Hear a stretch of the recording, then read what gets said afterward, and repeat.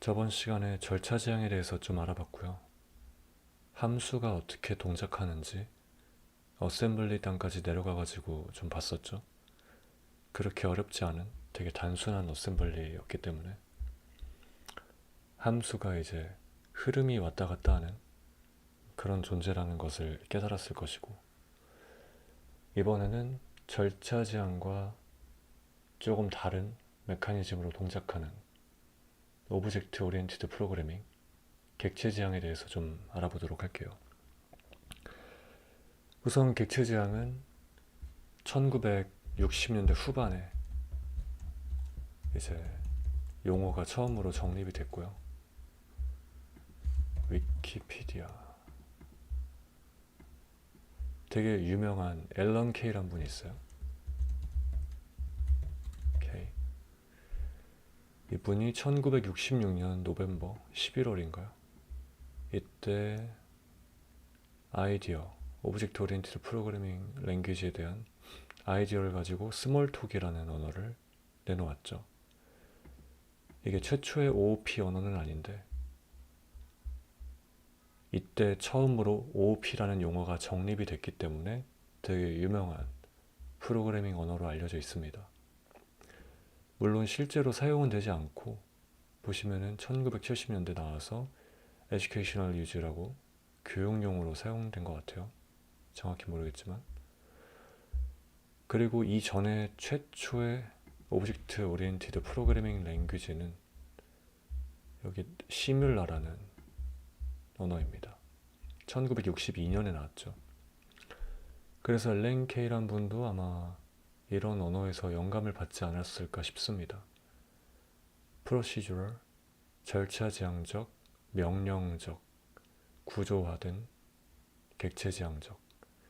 객체지향이란 개념이 정립되기 전에도 이미 이 언어에는, 시뮬라란 언어에는 객체란 개념이 있었고, 클래스가 있었고, 상속이 있었고, 서클래스, 이제 자식 클래스죠. 버추얼 프로시저, 가상 메소드라고 하는 개념이죠. 코루틴, 정지 가능한 함수죠. 그리고 디큐트 이벤트 시뮬레이션, 이런 게 있었다고 하네요. 뭐 말하는 건지 모르겠네요. 그리고 가베지 컬렉션까지 지금 자바에 들어가 있는 그런 핵심적인 OOP를 위한 핵심적인 기능들이 이때도 웬만한 거는 다 있었던 걸로 보이죠. 그래서 최초의 오브젝트 오리엔티드 프로그래밍 랭귀지라고 불리는 것 같고요. 그에 반해서 C 언어 같은 경우는 스몰톡의 연도를 보시면 1972년에 나왔는데 C 언어도 이때 나왔어요. C 언어도 1972년에 나왔습니다. 뭐가 먼저 나왔는지까진 모르겠지만 동시대에 태어났죠. 하지만 C 언어는 imperative, procedural, structured가 있고 오브젝트 오리엔티드라는 특성은 띄고 있지 않죠. 그래서 C 언어가 되게 대표적인 절차지향적 언어라고 불립니다. 그럼 이제 이 차이는 어디서 발생하는 건지 간단하게 알아보면, C 언어 같은 경우는 구조체라는 개념이 있어요. struct라고 합니다. 그래서 이런 식으로 만들어요. name, 스트링이 C 언어에 없지만 있다고 칠게요. 문법적으로 지금 다룰 게 아니기 때문에. 자바도 이런 식으로 세미콜론이 붙어야죠. 고대 언어들은. 그래서 이름만 다르고 거의 비슷한 개념입니다. 완전히 같진 않은데 거의 비슷해요. 근데 핵심적인 차이가 뭐냐면, 일단 메모리적인 얘기는 보지 않을게요. 스택에 쌓이고 힙에 쌓인다는 차이도 있지만 그거는 배제하고, 더 중요한 차이는 구조화됐다는 거는 하나로 데이터를 뭉쳐놨다는 겁니다. 사람이 가진 특성 중에 이름과 나이를 person이라는 구조체에 몰아넣은 거죠. 이렇게 안 만들었다면은 name 따로, 그리고 age 따로 이렇게 만들었어야 될 거예요. 그럼 내가 사람을 표현하고 싶으면은 이런 식으로 따로 놀아야 되는 거죠. 프린트 자바스크립트 문법을 쓸게요. name is 이거, 그리고 아이고 age is age. 분명히 같은 사람의 것이지만 따로 떨어져 있죠. 변수가 개별로. 이러면 한 명만 만들 때는 그나마 괜찮은데 여러 명 거를 만든다고 하면은 name to age to 이런 식으로 점점 관리하기가 어려워집니다. 이거 반복문도 돌 수 없겠죠. 배열에 넣거나 해가지고 name용 배열을 만들어야 되고요. 여러 명을 만든다고 치면은 names라는 배열을 만들고 ages라는 배열을 만들고, 실제로는 이렇게 사람이 간단하게 만들어지지 않고 어드레스라든지 뭐 젠더라든지 젠더즈라고 해야죠. 또 뭐가 있을까요? 뭐 jobs 등등 한 사람을 표현하기 위해서 5개의 속성이 필요하다면, 그리고 여러 사람을 나타낸다면 이런 식으로 배열, 속성들에 대한 배열이 필드 수만큼 만들어져야 됩니다. 그러면은 이름은 이름끼리 모여 있고, 나이는 나이끼리 모여 있고, 주소는 주소끼리, 이런 식으로 속성들끼리 모여 있게 되죠. 그래서 처음에 person 1이라고 하면은 names에서 0번 꺼내야 되고, ages에서 0번 꺼내야 되고, 어드레스지에서 0번 꺼내야 되고, 이런 식으로 첫 번째 사람을 뽑기 위해서는 5개의 배열을 참조해야 됩니다. 이러면 일단 너무 복잡하고, 그리고 응집도가 낮다고 해요. 이거를 응집도가 낮다. 관련된 데이터가 다 파편화돼 있다. 네임끼리 묶을 게 아니라 한 사람이 가진 네임, 에이지, 어드레스, 젠더, 잡을 묶어 놓는 것이 훨씬 직관적이죠. 자바로 치면은 string name, int age, string address, string gender, string job. 이게 훨씬 직관적입니다. 이것이 응집도가 높다고 표현을 하는 거예요. 비슷한 데이터들, 관련된 데이터들끼리 하나로 엮여 있으니까요. 그리고 이렇게 만들면 또 단점이 뭐냐면, 만약에 person 한 명에 대한 데이터를 만든다고 할 때, 그때 일단 보이드로 할게요. create person 만든다고 할 때 뭐 리턴을 어떻게 할 것인가, 나는 이름도 리턴해야 되고 에이지도 리턴해야 돼요. 근데 변수가 지금 네임, 에이지, 애드레스가 다 따로 노니까 다중 리턴을 해야 되죠. 네임이 A고 에이지가 10이라면 이렇게 리턴을 해야 됩니다. 근데 C 언어가 1972년에 나왔는데 다중 리턴이 안 됐겠죠.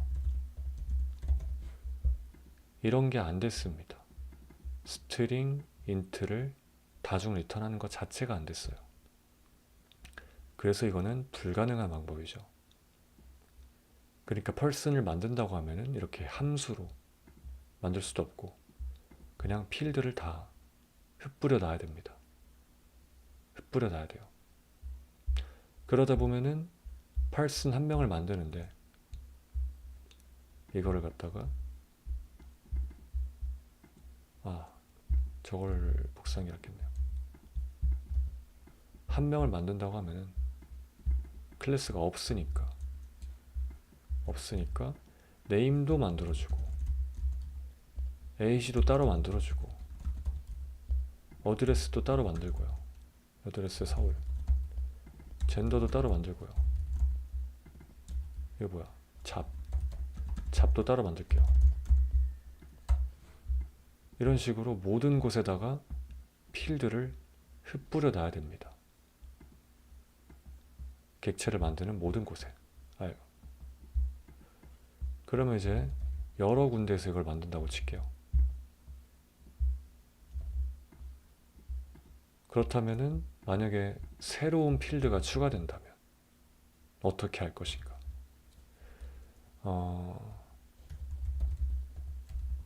소득 하나 추가할게요. 그러면은 모든 곳에다가 이거를 추가해야 됩니다. 인트죠.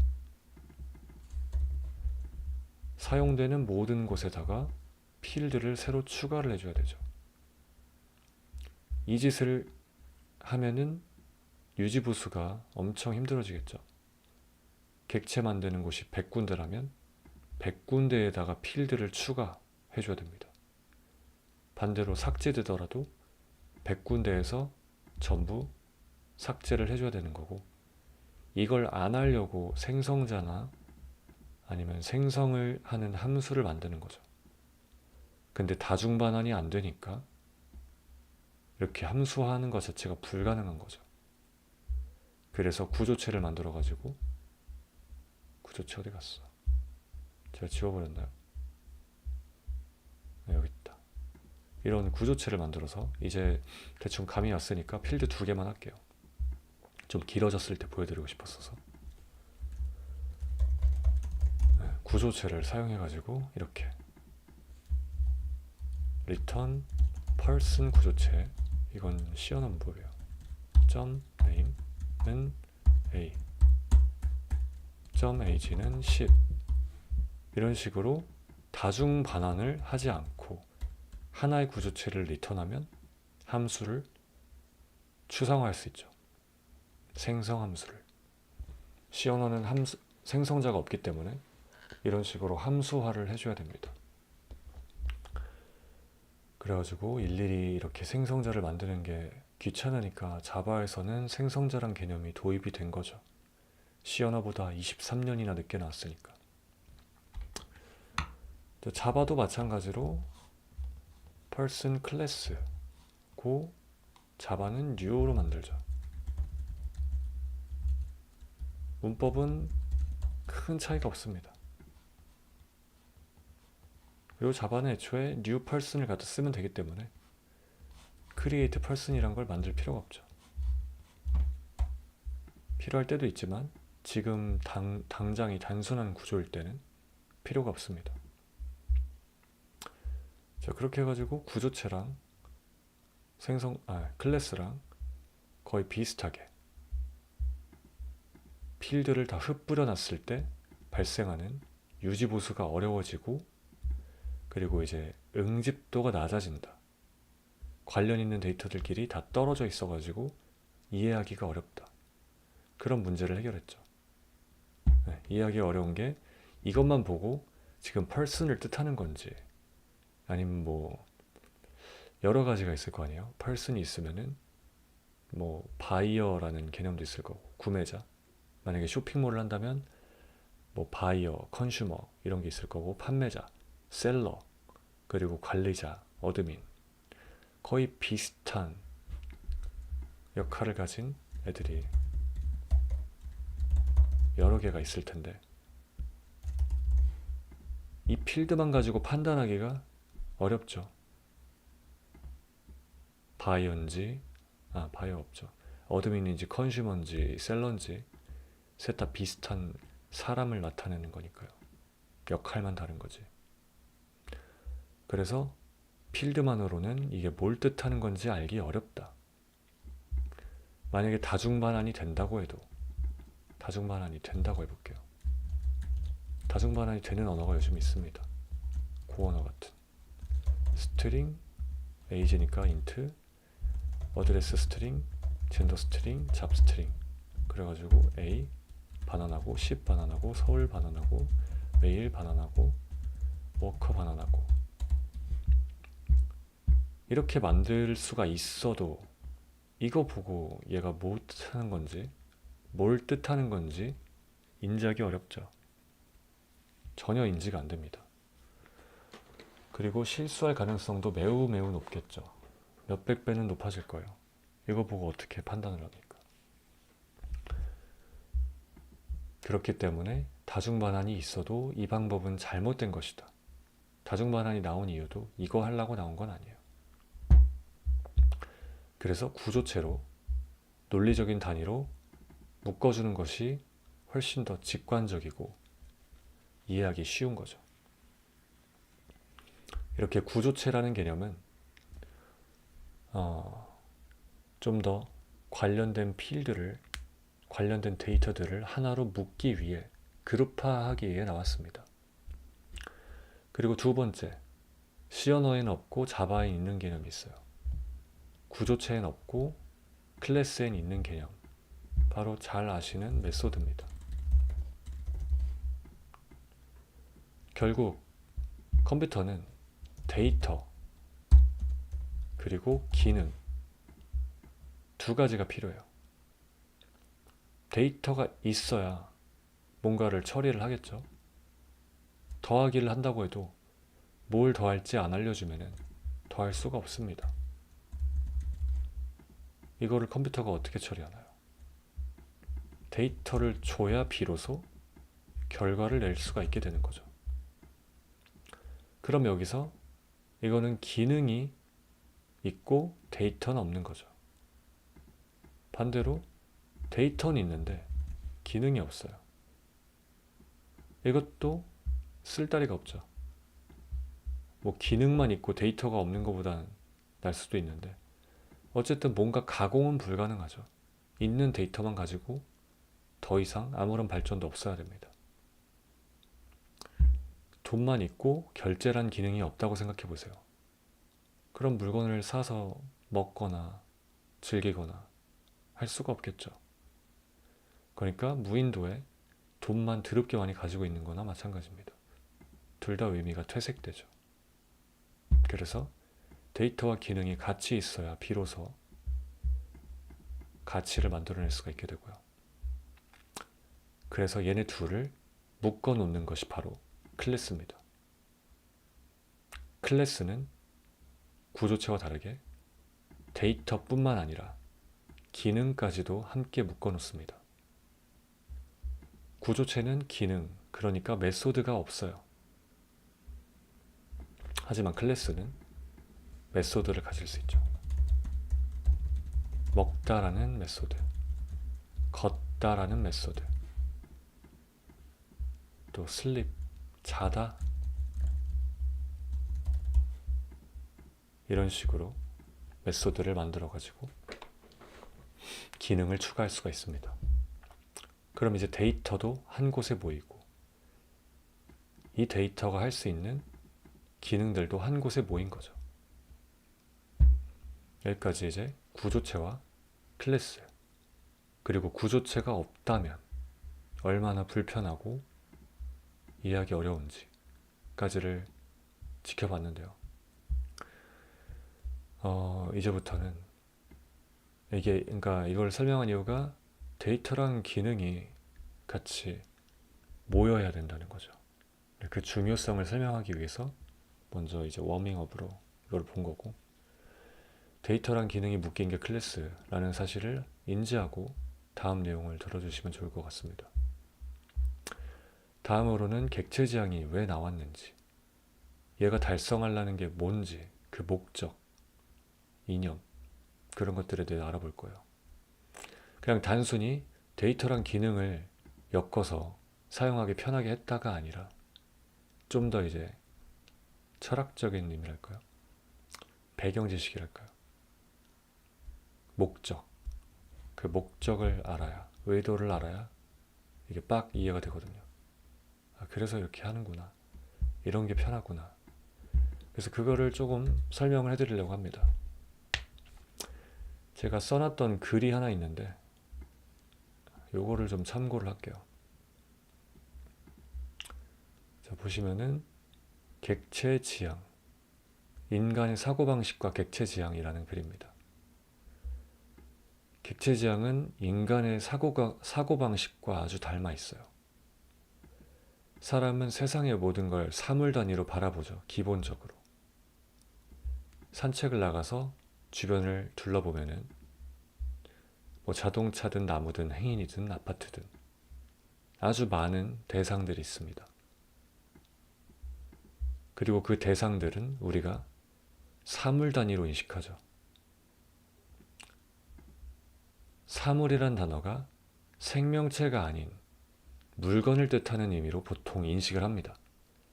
하지만 객체지향에서는 생명체와 비생명체를 둘 다 포괄하는 의미예요. 그래서 여기 국어사전을 보면은 이런 식으로 받아들이자고 돼 있죠. 물질 세계에 있는 모든 구체적이며 개별적인 존재를 통틀어 이르는 말. 객체지향에서 말하는 객체가 바로 생명체, 비생명체 두 개를 다 포괄하는 개념입니다. 그리고 이 부분은 아까 저희가 했던 게 나오는 거예요.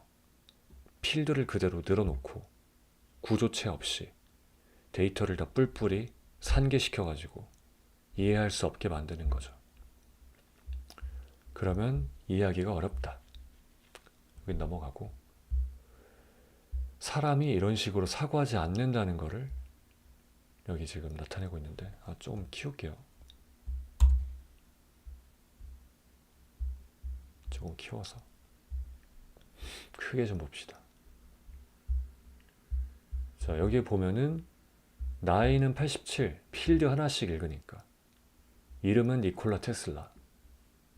실제 그 테슬라 회사가 니콜라 테슬라에서 따온 거죠. 신장은 188, 출생연도 1856. 필드를 하나씩 읽어가면서 이게 사람을 뜻하는 거구나라고 유추할 수가 있겠죠. 근데 이렇게 점진적으로 부분에서 전체로 나아가는 방식은 사람이 세상을 인식하는, 객체를 인식하는 것과 좀 동떨어져 있습니다. 이거는 탐정들이 하는 방식이죠. 아니면 뭐 문제를 풀거나 일상에서 이런 식으로 자주 사고하지 않습니다. 사람은 그저 먼저 보이는 거 먼저 생각을 하는 거죠. 그 다음에 세부적인 부분으로 확장해 나가고 그것이 직관적이다. 거기에 이제 부합하는 예제가 있죠. 자동차를 볼 때 보자마자 바퀴가 4개고 색상은 검정이고 길이는 3.6m에 벤츠 로고가 새겨진 물체라고 인식하지 않죠. 이게 바로 부분에서 전체로 인식하는 방식인데 이렇게 생각하시는 분은 없을 거예요. 그냥 보자마자 자동차라고 인식을 해요. 객체 자체를 인식합니다. 그 다음에 부분으로 넘어가는 거죠. 검정색 차고 벤츠고 비싸겠구나. 이렇게 처음에 보자마자 매우 직관적으로 대상을 하나의 사물로 전체 자체를 인식합니다. 그리고 여기 또 중요한 부분이 나옵니다. 이따 객체지향에서 언급하게 될 내용인데 사물을 먼저 인식한 다음에 이제 상세 부분들을 하나씩 찾아 나간다고 했는데 중요한 건 내가 관심 있는 정보만 봐요. 전부 보지 않습니다. 친구가 오늘 무슨 옷을 입었는지 그런 거 관심 없어요. 뭐 입든 말든 목걸이를 하든 말든 모자를 쓰든 말든 뭐 기억이야 나겠죠. 근데 이렇게 잘 보이지 않는 거, 내가 관심이 없는 거는 보통 기억도 못하고 아예 인지조차 하지 못할 수도 있습니다. 친구가 뭐 팔찌를 사서 끼고 다니던, 뭐 핸드폰을 바꿨던, 신발을 새로 샀던, 눈길도 주지 않죠. 이렇게 말이 꼬이냐. 눈길도 안 주고 그냥 보지도 못합니다. 관심이 없으니까. 그래서 관심 있는 정보만 추출한다는 것도 꼭 기억해 주세요. 자, 이렇게 안 한다는 거죠. 20층 높이의 복도식이고 엘리베이터가 있고 경비실이 있으며 높이가 40m인 뭐 사물이라고 해야 되나요? 건물. 이렇게 안 하고 그냥 아파트죠. 그냥 높다. 아파트네 높다. 끝. 40m는 뭔 40m입니까? 경비실이 있는지 뭔 상관입니까? 관심 없죠. 관심 없는 정보 추출 안 합니다. 엘리베이터 당연히 있겠다고 생각하고 생각도 안 하죠. 복도식 뭐 복도식이든 말든 관심 없죠. 내가 살 것도 아닌데. 이런 겁니다. 관심 있는 정보만 추출한다는 거. 관심 없는 건 아예 있는지 없는지 인지조차 못합니다. 그래서 아까 구조체로 묶은 게 나온 거예요. 응집도를 높이기 위해. 근데 person이라는 애는 이제 나이와 이름과 키와 생년월일이 있죠. 아까 니콜라 테슬라가 이렇게 4개의 필드로 구성되어 있었기 때문에 이런 식으로 구성을 한 건데, 만약에 방금 봤던 이 벤츠에서 저희가 관심이 있었던 게 바로 색상, 제조사, 가격 3가지였죠. 그러면은 방금 이렇게 인식한 내용을 구조체로 옮기게 되면 카 스트럭트에다가 컬러, 매뉴팩처러, 그리고 is expensive 3가지 필드만 생기겠죠. 사실 엔진도 있을 거고요. 앞 유리창도 있을 거고, 옆 도어도 있을 거고요. 배기구도 있을 거고, 주유구도 있고, 이런 거 신경 쓰나요? 그러니까 객체로 옮길 필요가 없다는 겁니다. 저희가 사용하지 않을 것들. 현실에서는 인지하지 못하는, 관심 없는 거는 뇌에서 필터링 하듯이 현실에 있는 거를 프로그래밍, 구조체로 옮길 때 쓰지 않을 거는 필터링하고 오는 겁니다. 그래서 아까 관심 있는 것만 확장해 나간다. 이렇게 설명을 한 거예요. 관심 있는 정보만 빠르게 추출한다. 자, 그러면은 이제 이거는 아까 봤고요. 구조체로 묶어서 표현하는 거. 구조체 이름만 보고도 어떤 대상을 뜻하는지 직관적으로 알 수 있고요. 다중반환은 안 되고요. 되더라도 이게 뭔 뜻인지 이해하지 못하고요. 그리고 자바는 메소드 들어가고요. 그래서 데이터와 기능을 하나로 묶었죠. 기능이라고 자꾸 하고 있는데 그냥 행위, 동작, 이게 좀 더 직관적으로 와닿을 수도 있어요. 아까 말했듯이 객체는 생명체도 포함하지만 비생명체도 포함을 합니다. 자동차는 비생명체죠. 그에 반해 person은 생명체입니다. 그럼 person은 메소드를 가지고 있으면은 동작을 가지고 있다 할 수 있겠죠. 행위나 동작. 근데 자동차가 자율적으로 자율주행차가 있다곤 하지만 만약에 없다고 가정을 하면 자동차가 혼자서 움직이지 않죠. 사람이 직접 운전을 해줘야 됩니다.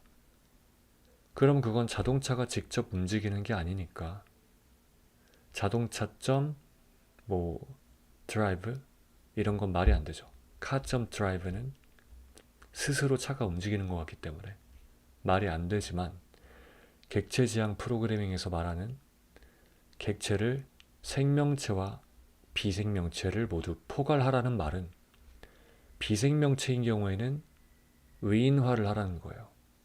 마치 생명체인 것처럼. 그러면 카가 드라이브 한다는 건 말이 되죠. 카 자체가 의인화가 돼서 자아를 가지고 있기 때문에. 그 설명이 이제 나올 거예요. 그리고 이거는 좀 빼먹었는데 C 언어는 메소드가 없기 때문에 it이라는 펑션을 만들고 여기다가 레퍼런스를 넘겨줘야 됩니다. 자바로 치면 레퍼런스예요. 자바는 person.it 하면 끝나죠. 그래서 마치 영어 문장 읽듯이 주어 동사로 읽힙니다.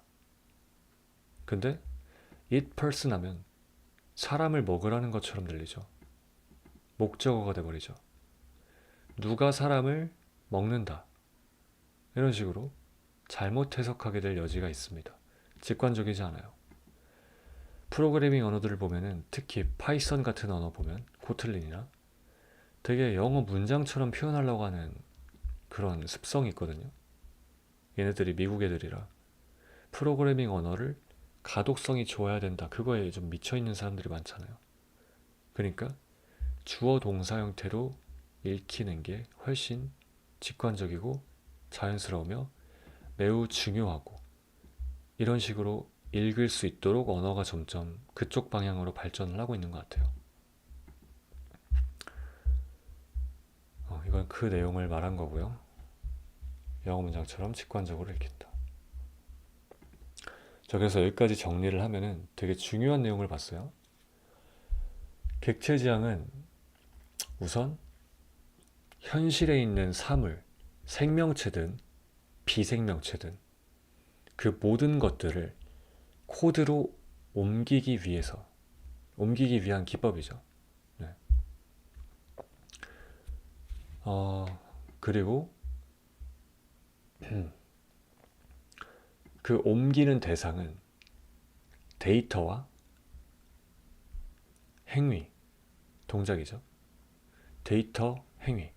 그거를 속성, 동작 이렇게도 표현을 하고요. 말이 조금씩 다 달라요. 데이터를 필드라고도 하고 프로퍼티라고도 하고, 그리고 기능도 behavior라고도 하고, 뭐 function, method 여러 가지 단어로 섞어서 부르기 때문에 좀 헷갈리긴 하지만, 결국에는 내가 옮길라는 대상의 속성과 걔가 할 수 있는 동작들을 옮긴다고 생각하시고 단어만 치환하면 됩니다. 근데 이제 모든 것을 다 옮기는 게 아니라 관심 있는 것만. 사람은 전체를 먼저 인식하고, 아파트네 하고 인식하고, 자동차네 하고 인식하고, 그 다음에 내가 관심 있는 부분들만 추출한다고 했죠.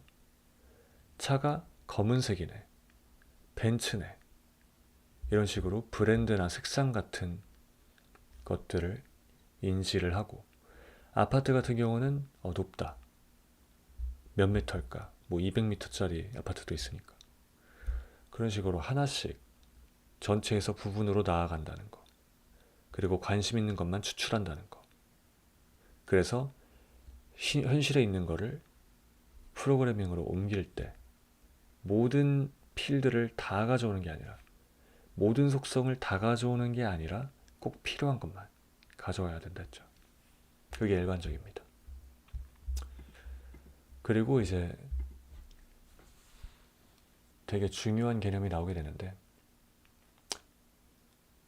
생명체든 비생명체든 항상 생성이 있고 소멸이 있습니다.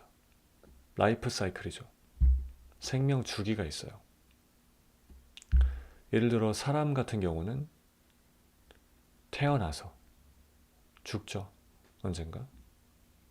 뭐 기술이 발전해서 안 죽는 날이 올 수도 있겠지만 지금은 그렇지 않습니다. 그리고 사물 같은 경우, 자동차가 됐던 뭐 컴퓨터가 됐던, 공장에서 나오고, 공장에서 나오는 순간을 탄생이라고 본다면 이제 쓰레기장에서 폐기 처리될 때가 이제 소멸이겠죠. 그런 식으로 둘 다 유사한 생성과 소멸 시점이라는 것이 존재합니다. 그런데 생각을 해보면 항상 유효한 데이터를 가져야 한다 라고 써 있는데, 이게 현실에서도 성립이 돼요. 아이가 나올 때 키가 0cm가 아니죠. 아이가 이제 출산을 해서 세상 밖으로 나오는 그 순간이요. 그리고 공장에서 기계가 나올 때, 뭐 제품이 나올 때도 완제품으로 쭉 나오는 경우가 많죠. 그래가지고 그때도 역시 나오자마자 뭐 0cm인 게 아니죠. 가로 세로 길이가 막 0, 무에서 유를 막 창조하지 않죠. 공장에서 출고가 될 때요. 그거를 이제 시점으로 잡으면 항상 유효한 데이터를 가져야 된다는 거는 현실에서도 통용이 됩니다.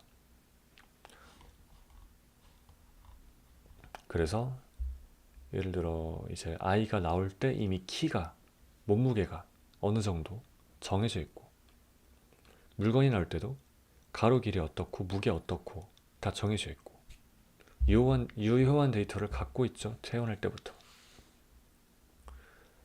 그렇기 때문에 객체 지향에서도 항상 탄생부터 소멸 시점까지 유효한 데이터를 갖는 것이 매우 중요합니다. 객체의 유효성이죠. 자, 보시면은 만약에 우리가 데이터를 초기화를 안 해줬어요. 객체를 만들고. 그러면 모든 필드가 다 0으로 들어가죠. 숫자라면. 문자열이라면 그냥 빈문자열일 거고. 그런 식으로 유효하지 않은 데이터를 갖게 됩니다. 왜냐면 출생 연도는 0일 수 없잖아요. 유효하지 않죠. 자동으로 0으로 초기화를 해줬는데 0이 유효하지 않다. 그러면 이제 유효성이 깨진 거죠. 뭐 이런 게 그럴 수는 있겠죠. 근데 이 부분, 출생 연도는 그럴 수가 없죠. 유효하지 않은 데이터 가진 객체가 생성된 것이고 객체의 유효성을 어긴 거죠. 네, 이거는 방금 한 얘기를 그대로 한 겁니다. 그래서 유효한 데이터를 생성 시점부터 갖게 하려면 생성자에서 아직이구나. 갖게 하려면 검사를 해줘야겠죠. 네, 검사 전에 초기화를 먼저 해줘야겠죠. 초기화. 제가 단계별로 써놔가지고 초기화를 이렇게 해줘야 됩니다. 이러면 생성 시점부터 유효한 데이터를 가지고 있는 거죠. 존 도라는 친구가 49살이다. 그러면 이제 유효한 데이터죠. 자, 근데 유효하지 않은 데이터를 넣을 수가 있죠. 나이를 인트 타입으로 했기 때문에 99,999살인 존 도가 탄생할 수 있습니다. 그래서 다음번에 할 게 검증이죠. 제약을 가한다고 표현을 했습니다. 그 검증이 바로 이런 거죠. 검증이 바로 키가 몇 이상이고 몇 이하고, 그래서 만약에 유효하지 않다면 예외를 발생해서 만들 수 없게 하는 거죠. 그러면은 생성 때 이미 유효성이 보장이 되는 겁니다. 공장에서 불량품이 버려지는 것과 비슷한 이치죠. 자, 근데 또 이제 이렇게 검증 로직을 생성자 안에 넣어놨는데 이거를 여기다 안 넣을 수도 있어요. 생성자에 안 넣고 그냥 필드 펼쳐놓고 여기서 그냥 검증해도 되겠죠. 펄스 만들기 직전에. 그러면 역시 변경 지점이 늘어납니다. 변경 지점. 펄슨을 만드는 모든 곳에서 검증을 해줘야 되기 때문에. 검증 로직이 바뀌었다. 그러면 싸그리 다 바꿔줘야 되죠. 그래서 항상 내가 코드를 이렇게 짜면은 나중에 변경을 했을 때 어떻게 되나 좀 상상을 해봐야 됩니다. 처음에는. 이게 아마 뒤에도 나올 건데 천천히 보죠. 그리고 아까 말했던 의인화가 나옵니다. 조금 더 자세하게 볼게요. 사람이 자동차를 운전하는 현실. 하지만 코드로는 여기는 아니구나. 코드로 표현하면 이렇게 되죠. 사람이 드라이브한다. 카를. 하지만 객체지향에선 이렇게 표현을 안 한다고 했죠. 카 자체가 생명체. 그래서 카가 드라이브 한다가 말이 됩니다. 자동차가 인간처럼 스스로 움직이는 것 같죠. 그래서 자아를 가지고 있다고 생각하고 그게 외인화라고 일컫는 겁니다. 자, 이제 이렇게 하는 이유가 나옵니다. 현실에 있는 모든 것을 다 옮기지 않았었죠. 사람이 키도 있을 거고 몸무게도 있을 거고 차는 색상, 자동차 엔진, 키 꼽는 곳, 자동차 시트, 백미러, 주유구 이런 거 전부 다 옮기지 않는다고 했죠. 관심 있는 것만, 필요한 것만 옮긴다고 했죠. 마찬가지로 동작도 줄여야 됩니다. 이거 실용성 너무 떨어져요. 꼭 필요한 데이터만 추출을 해야 훨씬 더 메모리를 효율적으로 쓸 수 있고, 꼭 필요한 동작만 가져와야 코드 가독성이 높아집니다. 그리고 함수 호출이 이렇게 많으니까 이게 더 느리겠죠. 그래서 이런 걸 추상화라고 하는데, 모든 걸 다 가져오는 게 아니라 딱 필요한 것만 가져오고 하는 것도 이제 데이터 추상화고, 이거는 모든 동작을 다 나열해 놨는데 이거를 car.drive라는 하나의 메소드로 그냥 퉁치는 게 추상화죠. 원래 여러 번 디테일하게 길게 했어야 됐던 일을 하나로 만들어서 숨겨버린 거니까. 마치 스위치 누르면은 뒤에 전기가 흐르면서 무슨 변전소 갔다가 막 변압기 지났다가 전기가 우리 집으로 쑥 빨려 들어오면서 전기가 들어오지만, 실제로 우리가 하는 거는 스위치 딸깍하는 것밖에 없죠. 스위치 딸깍으로 그 뒤에서 일어나는 이면의 복잡한 모든 동작들을 다 숨겼다. 그래서 추상화. 저희도 이 메소드들을 너무 많으니까 현실에서 하는 일들을 그대로 옮기는 게 아니라 그냥 car.drive로 드라이브로 퉁칠 겁니다. 훨씬 합리적이고 이해하기 쉽죠. 그렇게 심하게 직관에 반하지 않습니다. 카가 드라이브 안에는 카가 의인화가 됐다, 이 개념만 알고 있으면은 별로 그렇게 이해하기 어려운 것도 아니고 그냥 받아들일 수 있는 수준이죠. 그래서 때로 너무 현실적이지 않은 게 오히려 간단 명료하고 직관적이다 라고 여기 마무리할게요. 좀 길어져가지고 좀 잘라서 하려고 합니다. 지금까지 이제 객체 지향 기초적인 거에 대해 봤고 4대 원칙이 나오는데, 이거는 좀 다음 영상으로 미뤄가지고 코드도 좀 같이 좀 보면 좋을 것 같네요. 제가 작성한 코드가 자바 코드로 아마 만들었던 것 같은데 어디 갔지? 네, 이게 다 자바 코드예요. 그래서 타입스크립트랑 자바를 가장 많이 쓰죠, 우리나라는. 그렇기 때문에 자바로만 설명해도 괜찮을 것 같긴 한데 타입스크립트랑 그다지 다르지 않잖아요. 코드가 되게 간단하기 때문에. 그래서 그냥 자바로 진행을 하고 나중에 뭐 타입스크립트 부분을 따로 만들던가 하는 것도 괜찮을 것 같은데 좀만 생각을 해보겠습니다. 네, 좀 길죠? 좀 내용이 많아요. 이것도 축약을 한 건데도 이렇게 많네요. 객체 지향은 어쨌든 간에 엄청나게 중요한 개념이에요. 모든 개발의 기초 체력이라고 생각하시면 됩니다. 객체 지향으로부터 파생된 아주 많은 개념들이 오늘날 아키텍처를 만드는 데까지 이어집니다. 아키텍처까지. 그렇기 때문에 좀 고급 지식을, 고급도 아니라 중급 지식만 돼도 객체 지향을 일단 베이스로 깔고 있어야 확 이해가 되는 경우가 많기 때문에 반드시 이 객체 지향이란 개념을 숙지를 하셨으면 합니다. 특히 프론트 개발자분들은 객체 지향을 잘 알려준 데가 없어가지고 좀 더 낯설고 생소할 거예요. 그렇기 때문에 프론트 개발자니까 나는 뭐 리액트 쓰니까 함수 쓰는데 이거 뭐하러 하나? 이런 생각을 하실 수도 있지만, 프론트도 당연히 점점점 아키텍처 고도화 될 거고요. 마이크로 프론트엔드 같은 거. 그리고 리액트에서도 함수형으로 사용하지만 그것 역시도 객체 지향에서 파생된 개념들이 몰래 사용이 되고 있기 때문에 알아두시면 좋습니다. 그리고 이제 백엔드도 나중에 어느 정도 할 거잖아요, 프론트엔드라도.